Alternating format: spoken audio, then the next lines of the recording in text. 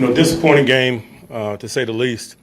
Just to be blunt, man, we're getting handled up front on both sides of the ball, and that makes it difficult. It makes it difficult to do what we desire to do. It makes it difficult to maintain balance. It makes it difficult to dictate to our opponents, what happens or what happens next. And so, it's going to be tough sledding for us until we get better in that area.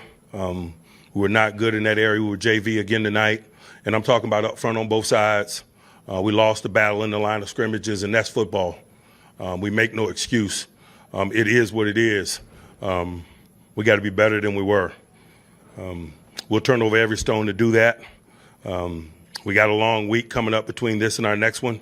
We'll make good use of that time and assess not only what we're doing, but who we're doing it with. We had 2 injuries in the game. TJ went down with a groin. Alex Highsmith went down with a quad. So, we got thin at that spot. But just disappointed. But such is life. We won't blink. Questions? Aren't you severely limited, though, on both sides of the ball of what you can do in the trenches? What do you mean? In terms of personnel? We're limited tonight. We got 10 days, 11 days, or whatever between now and our next one. So we'll do whatever we can to strengthen ourselves.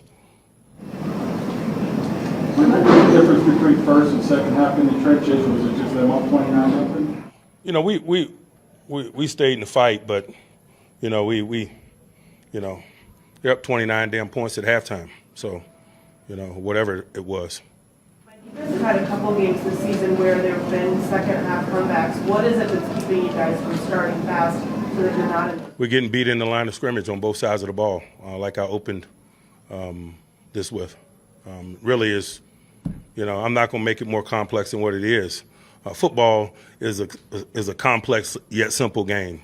You got to whoop blocks, you got to make tackles, you got to sustain blocks. You got to make sure your power is falling in the right direction. We're not doing those things. We're not doing those things nearly consistently enough to hang our hat and find the type of footing to have consistency in performance. Mike, it looked like you bench Chase Claypool for a while. I did. Is that because of the penalty? Yes.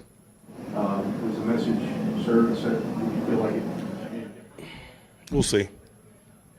Mike, you went with Strobel a little bit with Buddy Johnson in. Was that still one trying to keep him? Man, we're not whooping enough tail. We're not striking enough. We're not making the power fall the right direction enough. And so I'd be remiss. I'd be doing that group a disservice if I didn't look at all options. And Buddy's an option that has worked, and so we played him some. You also had Marcus Allen out there. Was that kind of Same. We will not be bashful about turning the stones over. When you say not be bashful, does that extend to the coaching staff at this point? What do you mean? Do you make any? A coach hadn't made a play, sustained a block, made a tackle, and I know I hadn't in a long time. Anyone else? Mike, what did you see from the no huddle offense that seemed to work well against them? When they're up like that, they're gonna allow you to move the ball some. I'm not gonna make more out of that than what it is, man. I gave you guys a synopsis from my perspective, and maybe I'll give you a little bit more detail the next time we come together. But that's my gut and knee-jerk reaction because that's what I saw. How did you think Derek and Taco played with those two guys down? I just appreciate their efforts. Those are guys that are new to us and hadn't played a lot, and they quickly became every down players. And so I appreciate their efforts, but efforts don't get the job done. We didn't put enough pressure on the quarterback, but that's life. All right. Thanks, Coach. Thanks. Thank you.